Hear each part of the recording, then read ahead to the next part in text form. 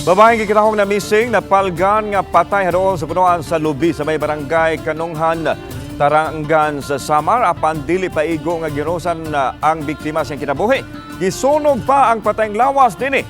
Nakita sa mga opisyal sa barangay ang patayng lawas sa biktima natong Biyernes sa hapon. Kila kining si alias Joy, 31 anyos, residente raw sab sa mga dapit. Matod ni Kapitan Arsenio Tamor sa barangay Kanunghan nga wa pa nawala si Joy, midangop kini sa barangay aron reklamo ang suspek human siya.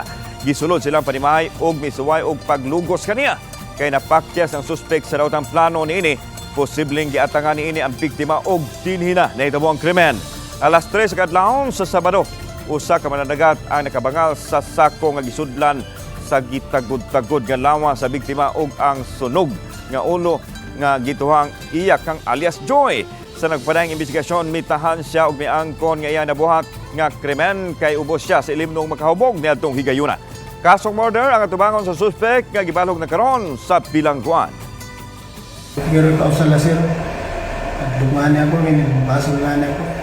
Din mo manyari pa, dito mismo niya gintumbahan? Di dandalan?